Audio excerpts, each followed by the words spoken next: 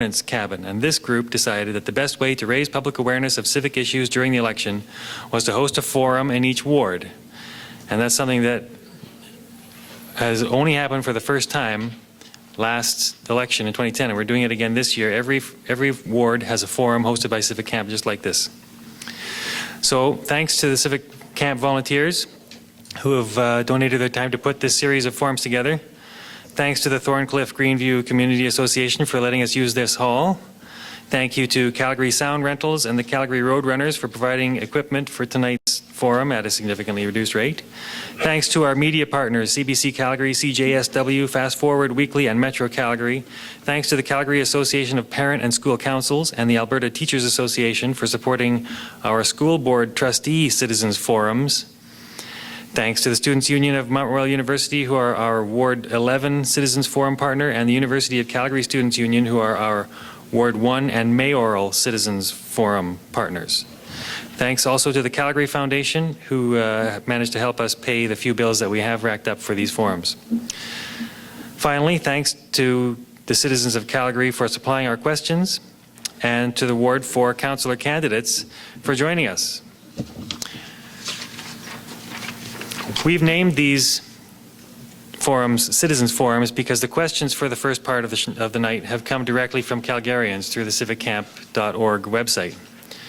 We asked Calgarians what to ask at these forums, and hundreds of questions have been submitted and thousands of votes have been recorded for the questions that people thought were most important. I'll be asking the top voted questions from that web survey tonight. You can read the questions at civiccamp.uservoice.com and vote on them and continue to add more questions until the last Citizens Forum in a couple of weeks. Tonight, 4 candidates are here. They will have 2 minutes to respond to each question, but because we don't have enough time for all 4 candidates to answer every single question, we're giving them 5 poker chips each in different colors, which they can cash in if they want to answer someone else's question. I will pick 2 poker chips out of a cup and ask a question to those 2 candidates. And if the other candidates then want to respond to that same question, they can cash in 1 poker chip for 1 minute. And they can do that. They can cash in a chip for a minute anytime during the night, but they only have 5 chips all night. So you can help me keep them honest if they try and cash more chips than 5. Now also, there are a few cue cards, flashcards, circulating that we're going to solicit questions from. So you don't have a microphone on the floor for people to ask their own questions, but you have cards and pencils that you write questions down that are specific to Ward 4 or your community in Ward 4 that you can give to Lauren or Tom or me, and we will select the questions that are most relevant or haven't been asked before and ask them for you after the intermission. And again, I'll pick 2 candidates. They will have 2 minutes each, and then the other candidates can have a chance to cash in a chip for 1 minute if they also want to answer that question. The rules of the game tonight are there's a flag person and a timer that will time people's responses. Please don't wave banners or cheer or campaign in this room. There's tables outside in the hallway for campaign materials, and the campaigning happens outside of this room, please, tonight. Okay, are there any questions? Ready to go?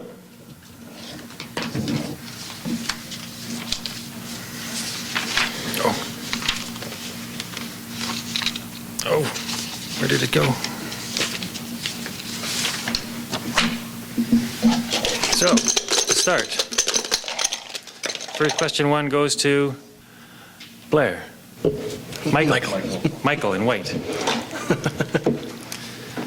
Do you support the legalization of secondary suites in all existing neighborhoods, subject only to reasonable safety concerns? Actually, for the citywide, no. I would rather prefer set up like any other zoning within the city. If you want to change the zoning in your particular block or neighborhood, then you have to apply for it so that the neighbors in that community can respond and come up with issues of their own. Some areas cannot handle the extra vehicles. Even having 1 or 2 vehicles per household can be strenuous on some particular cul-de-sacs and such. If we go ahead and legalize for the entire city, we're going to end up with a lot of issues building up around that. Thank you. The same question to, I'll give, you might get a chance for 2 minutes. Just sure. Same question to Gael. It's important. You buy a house in a neighborhood, and you deserve to know what should be there and what is going to be there. So what's frustrating as a resident of the city of Calgary to see them open it up all the way, and I've had a ton of positive response when I give my answer that way. Like I said, with no consultation in the communities whatsoever, it's got to be discussed within the communities because it affects every community differently. It's not just a single, let's open it up. So I'm opposed to it. There's a lot of zoning already for current suites. My bigger issue, there's a lot of illegal suites out there, and that's where people get frustrated with the whole fact of what's happening in the city. So there's definitely ways to fix this, but it's definitely consultation with the communities, and every community is different. Thank you. So let's work on that. Thank you, Blair. I'm going to offer an apology as well. I started the questions before I gave the candidates an opportunity to introduce themselves. So I'll start again randomly with introductions at 2 minutes each. Oh, sorry. Yuri, okay, you can cash in a chip on that question too before we go on. Thank you. Sorry. First of all, I'd like to balance between the financial realities and the social needs. And it is at that intersection that we create the quality of life that we enjoy. But community is where the best part of my work takes place, and it's by far the most rewarding. After the 2010 election, I started doing community walkabouts to better understand the community issues. And additionally, I often made personal visits to homeowners on specific issues that the residents were challenged about. And so one was the 63rd Avenue cut-through traffic, Beddington Trail truck routes, and Hidden Valley's what I call the Stinky Pond. When you walk a community, you see things differently. You actually see where the road needs repair, where the sidewalks are hazardous, where the trees need maintaining. And these are the things that are being cut from city budgets. I'm very concerned about growing infrastructure needs in Ward 4 communities and redevelopment that is on the horizon. I initiated a Ward 4 planning caucus to engage residents in transit planning and thoughtful growth management strategies, and I hope to be able to continue some of that work for Ward 4 communities. Thank you.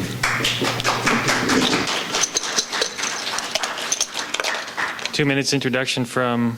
And I'm running for city councilor because I believe that I can make a difference. My background is is pretty much as a laborer in landscaping. I have also pursued schooling in economics and mathematics, and as I have learned, government economics is vastly different than personal business. And I believe that I can make a better difference working in city council by working with various interests, because as Calgarians, we must work with many groups, such as businesses, nonprofits, and most importantly, you, the voters, to make a difference and to build a better city. Thank you.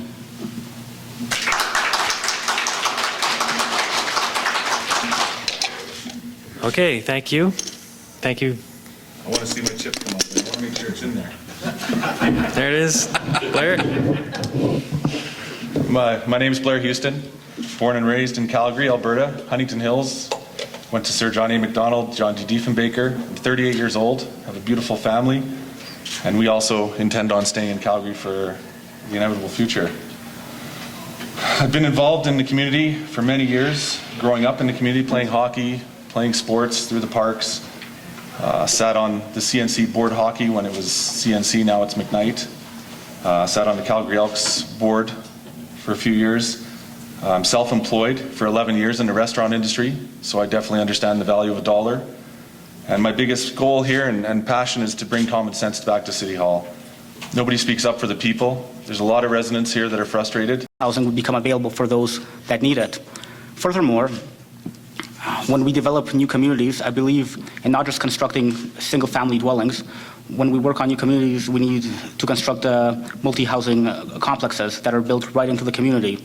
That way, people have a choice. If they cannot afford to buy a single-family home, that they can they can temporarily live in a condo, and then when they wish to move out, they can. And if we build communities with both single-family as well as multifamily housing, people have that option. And when they're ready, they can move on up. Thank you. Thank you. Thank you. Can I hear the question again? Sorry. No problem, no problem. With a vacancy rate approaching 0%, what long-term action will you take to ensure that young professionals, families, and students have a place to live in Calgary? Well, we live in a city that's booming, and there's a lot of issues. I mean, Calgary, Alberta as a whole, Edmonton's going through a lot of growth pains too. We've probably doubled in size. I see a couple of people back there that were involved with the city as it's been growing. So, we're going to keep these growing pains going on and on. As far as finding affordable housing, we need a plan. I know there are some plans in works here, and moving forward, it's a tough question. We have to develop, we have to provide option, we have to provide choice. But the question is who pays for that and how do we pay for that?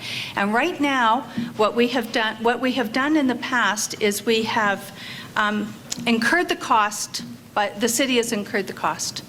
And what we need to do, because that balance between providing for new communities and to address the infrastructure issues in the inner city communities or the fully developed communities has to be weighed against each other. When I do community walkabouts, when I talk about planning caucus, we're talking about redevelopment, we're talking about the Highland Park Golf Course, we're talking about the quality of our roads that are... Community with a park and a backyard, I'm excited about that. I've also seen the flip side. My brother lives in New York and he has a small tiny apartment, and that's how he chooses to raise his family. So people deserve a choice, and that's what we got to remember is everybody's entitled to choose where they want to live. The buck's always going to get passed to the home buyer, no matter what levies we place on them. We all know that. And what I don't see is any residual plan in place. And I'd like to see and work with the builders and build some kind of a plan that we can see money coming back to the communities over a long-term period. It's something that's never been done that I know of. Working with the builders is an option. Like I said, it's still going to get passed on to the home buyer, but at least there's some kind of a plan moving forward for us to have a residual income moving forward down the road, 20 years. Maybe it's a GSE, some kind of investment that we can tap into when we need resources, when we need more parks, when we need to rebuild playgrounds. So urban sprawl, there's nothing wrong with it. I think it's great. We want the green space. Calgary, we have the space to do it. Alberta's thriving.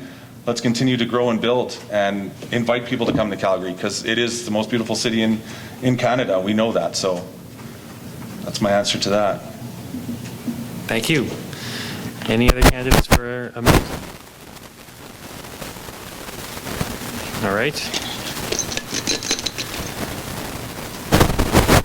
How do you think we can create... Last estimates I heard were talking 2025, and I'd like to see it happen at least a decade before that. But as for other alternative routes like bikes and walking and such, well, Yuri is right. We can add in on-road lanes and such. We have done that with an experimental road here in Calgary. At this point, it's being severely underused, and I haven't seen it during the winter yet, so we'll see how it goes during that period, how it impacts traffic flow and such. But in Calgary, it doesn't seem that on-road sharing between cars and bikes is working very well. So we need to make sure that the bike paths are maintained and expanded and work out from there. Ward 4, we have excellent bike paths, not quite as good as Ward 1, but certainly one of the best in the city. I'd like to see that expanded more so we can use that route. Personally, anybody that knows me, I don't drive, so I use the alternative routes personally, so I love seeing them expand and improve. Thanks. Thank you. Blair. Just beat you. Oh, sorry. Good, Gail. Yep. First chip in, Blair. I just want to expand on that question too, because it's important. I'm frustrated with the way the city's taken pilot projects on, congesting and blocking up 10th Street. Ward 4 constituents are trying to get into downtown, and you're taking away roadways. Which is an option that we're working on in the short term, medium term, that will help considerably. By all measures, Ward 4 has the highest transit usage in the city on demographics, the users, the current ridership costs, TOD potential, and growth. Thank you. Yuri, another minute.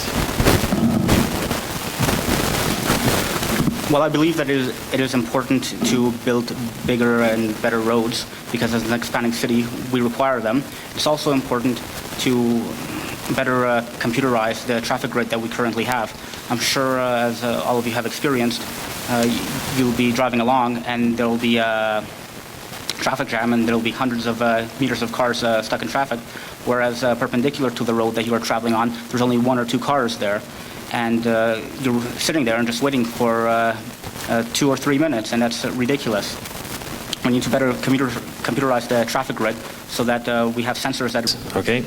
It's a tough question. Mac? Okay, Gail. What I wanted to add to that is that a sustainable food supply is also, it is part, when we did the poverty reduction initiative, and I was on the steering committee for that, one of the constellations that we had, and I'll bore you with what all that is about, but was around food supply and sustainable food supply. Yes, it is a piece of poverty, but it is also about creating a hub of community. And we talked about there are parts of this city that will sustain urban as a whole. But for places where it's being left empty and they want to put in, great big potato plants and end up having tires filled with dirt, well, let's do it anyways, despite what John Marr seems to think. Thank you. Next question. What is your stance on social housing? Do you think the city should support the development of social housing? And if so, how? Question goes to Gail.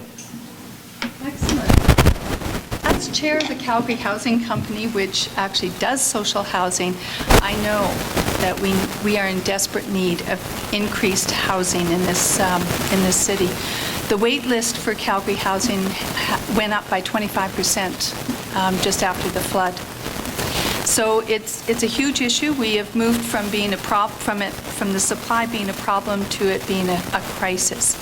Now, social housing, there's a broad spectrum. We have treatment centers, we have dry houses, we have hard to house, we have addictions, all kinds of things, as well as people that are for whom economic is a major barrier. Their income is a major barrier to appropriate housing. Calgary Housing Company has been providing housing for the city for, see, I had it in my head a second ago. It's a long time, 50 years, I believe. And we have, across the country, we have a myriad of programs. We have 9 funding programs in Calgary Housing alone. Some of the properties are owned by the feds, some are owned by the city, some are owned by the province, some are owned by Calgary Housing themselves. And every one of them has a different model. And we need to coordinate that, consolidate that. We need to use the properties that we have better. Some of them they're 50, 60 years old. They need to come down and be redeveloped.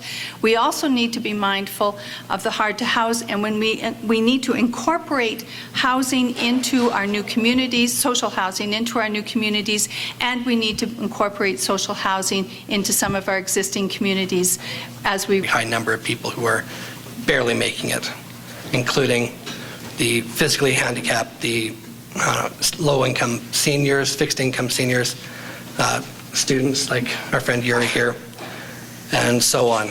And, we need to do something for them as well. We can't just look out for the big guys. Thank you. Gail? Should have mentioned when I had the opportunity on the housing, the income piece. One of the things that we're doing with our new properties is that we have 1/3 at market, 1/3 at affordable, and 1/3 for deep subsidy. And that provides an operating basis so that we don't have to use the tax dollars to subsidize the housing the deep subsidy housing. It all balances out on an operating basis. I support that, and I have supported that for a long time. What we didn't do several years ago was the lease agreements, as Michael mentioned, did not allow us to terminate the lease without cause. And so we have some legacy people that are in market housing. They are paying market rent, and they do contribute to the profit of the Calgary housing project that they're in. I also think that we should be doing more of that. Their 2 kids. They ended up in Calgary Housing. Calgary Housing helped them. So Calgary Housing isn't all about helping people that just don't want to do the work or that choose not to. Calgary Housing is about helping those who need the hand up, that deserve the hand up, and are willing to put in the efforts. Not everybody stays in Calgary Housing forever. Some people do, some people don't. But it's not a hand up, or a hand out rather, it's a hand up. And that's what we need to focus on. Get more of that going. Thank you. Yuri? As I have mentioned before, I believe that one of the biggest problems with affordable housing is the increase in taxes. Whenever you increase any good, it raises its cost. So I believe if we dial back on the taxes, more housing would become available. Furthermore, if the city is unwilling or unable to do so, the people that need it most, for example, the people that live in poverty, those people should be given a tax break on their property taxes, because currently the average Albertan spends 20% of their expenditures on their property. So if a part of that was to be taken away and they would have less expenditures on their property, that could push them into underneath the poverty line to above the poverty line, and they would not have to live in poverty. Thanks. Yuri? First of all, I do not support the use of cosmetic pesticides in residential areas, because I believe more chemicals in residential areas is a bad thing for obvious reasons. However, talking about public places, we could use some cosmetic pesticides in certain parts of the city that have been overrun by weeds. And if we were to go in and clear them up, we would liberate those green spaces that were formerly available and currently not available. And this would increase the quality of life for people living near those places. So yes in public places, and no in residential on cosmetic pesticides. Thanks. Thank you. Same question. Blair? I'm in favor of using it. The big issue that we have is people want to have pride in their neighborhoods, and watching those boulevards become over-obsessed with weeds, people don't want to care about their properties anymore. If the city doesn't care about their property, why do we care about ours? So it's frustrating, and I am in favor of cosmetic pesticides. At the end of the day, my mom passed away from lung cancer, never smoked in her life. People are going to get sick. It's a reality of what it is. I think that as long as they're educated and consulted with what's happening, people can accept what's happening. But again, it's bringing pride back to the neighborhoods. It's beautifying our parks, our spaces, our neighborhoods.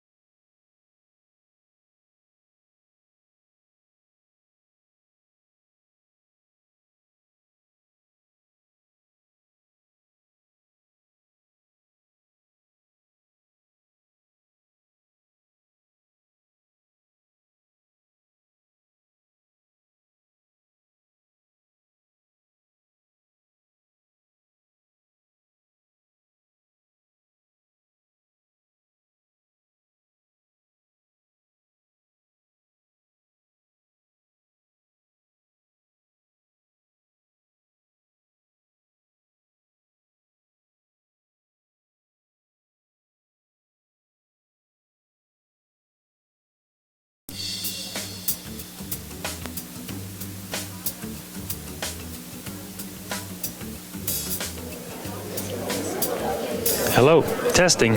Audience, this is good. We took a little extra time to try and prioritize and make sense and coordinate some of these questions, consolidate them. So I'll start with the two candidates who didn't get asked the last question in the last round. What is your vision for Ward 4, and what will you do to make that vision a reality if elected? Michael. What's my vision? Well, that's simple. My vision is to bring back the sense of community and camaraderie that used to be so prevalent in Calgary. We've been... Thank you. I guess some of my answers are similar, but I think an engaged community is critical. An engaged community has low crime, it doesn't have grow-ops. Engaged communities offer that soul or sense of the community. And I think some of the things that we've done already are things like the pop-up barbecues in Beddington, the community walkabouts, and there's many other things that we've done that have helped to bring people out of their home and to connect to other people. I think, too, that my vision for Ward 4 would include transit that... Survey. Do you support or do you believe that City of Calgary requires a city charter? And what powers does the city need that it doesn't have already? Yuri. Yes, I believe that the city needs a city charter. For example, the regulation of secondary suites falls under provincial legislative laws at the moment, and we need more power to the city so that we can make our own rules, because we have a growing city of more than 1 million people. And those orders of government. You can't run a corporation the size of the City of Calgary or any other corporation without knowing where your revenue is coming, without being able to plan. And we can't plan if we don't have, actually we can plan. We have a 30-year transit plan. We have no idea where the money's going to come from. No idea when or if. And we know both of the other orders of government actually have severe funding difficulties. So where is this money going to come from? It's becoming quite a problem. And if we're going to, as I said before, as we build out, we need to get people to work into other parts of the city, and we need to be thinking very soon. Determining this, and they need to be more responsible to the community as a whole and talk to them first before they put in things like this. We need to start putting in actual fenced-in dog parks so that people who are walking past them aren't getting jumped on or attacked or bitten, or, puppies are puppies. They're going to want to play, just like kids. But sometimes they don't know when they need to stop, who they can't go up to. Like my kids run from small dogs. They love them. Thank you. Any other takers? Next question. How will you support the development of recreational facilities for all to be active all year? Blair. Well, again, as the city selling off our properties under our hats without any consultation with communities, the McCall Lake Golf Course is a big issue, right? We've all known about that golf course for many, many years.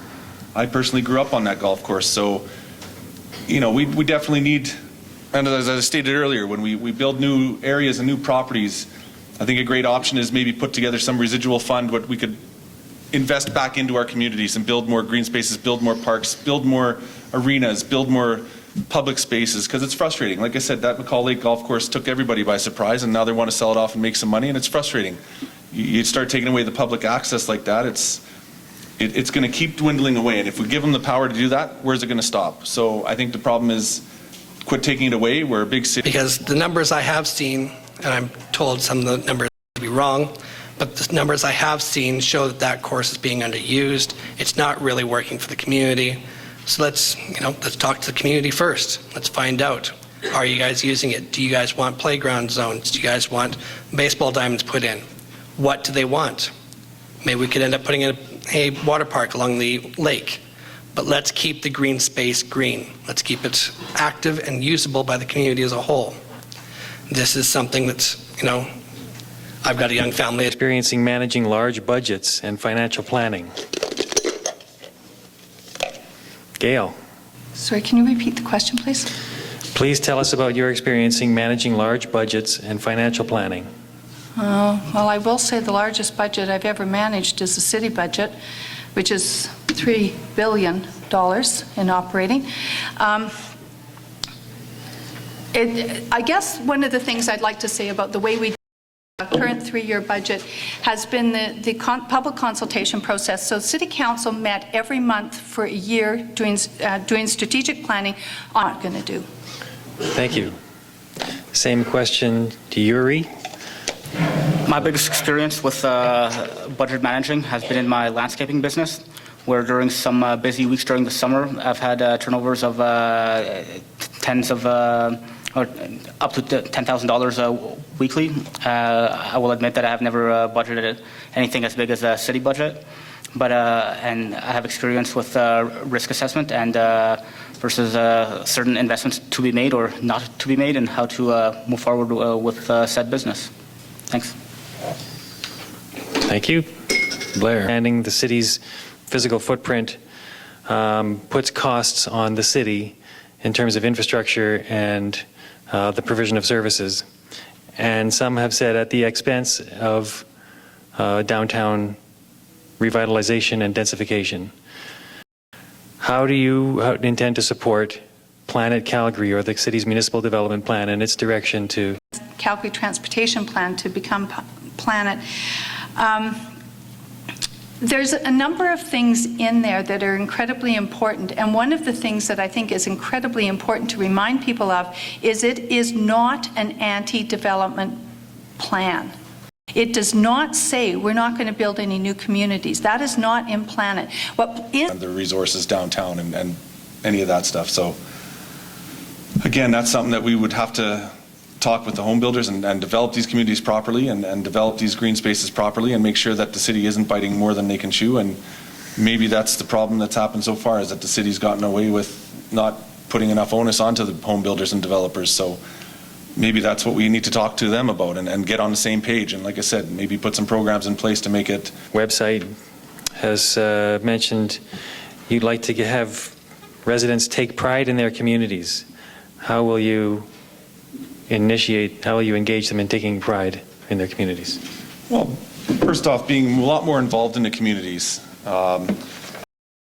Getting involved, more public forums, consultation, it's important. I mean, at the end of the day, this is our job as city council members, is to be active. Where would you like to see the North Central LRT line? I'd like to see it where it makes sense. The research is being done. People smarter than me are looking at the different models, different routes. I know the top 2 priority routes that seem to be surfacing are Edmonton Trail and Centre. Maybe Edmonton Trail would probably be the best route up. The park doesn't really have the access to the community. Thank you. Yes, an extra minute for Gail. That's my last one, too. I think the transitway and the LRT is actually a really important question. And there are no easy answers, because I have also heard... Thank you. Same question. Yuri? Do you support alternative funding schemes for infrastructure, such as toll roads, private-public partnerships, etc.? Yeah, that's the way the majority voted. I want to make sure that I'm outspoken. You guys will definitely hear my voice if I'm elected, and I want to make sure that your voice is heard as well, because a lot of politicians forget that. It's the people that put you there, and like I said, the voter turnout's weak because people have lost a lot of faith and confidence in politicians nowadays. So I want to give that faith and confidence back to the people, back to the voters, back to the communities, and work with everybody. It's not about having favorites and friends. It's about getting a job done for the people that you represent. So I definitely want to make sure that everybody in here knows that I am passionate. I'm sincere when I say that. And approval rating, and not to come down on Gail, but she's been very, very quiet behind the scenes, like she says, and that's led to a lot of the people in our ward not even knowing who our representative is, and that is unfortunate. While I agree with her on a lot of the issues of, getting out in the community, serving the community, talking to people, I really mean it. I want to be out there talking to people constantly. And part of that is I want to set up a separate website for just Ward 4. Like, the city one's great and all, but there's no real effective way of having a community discussion online.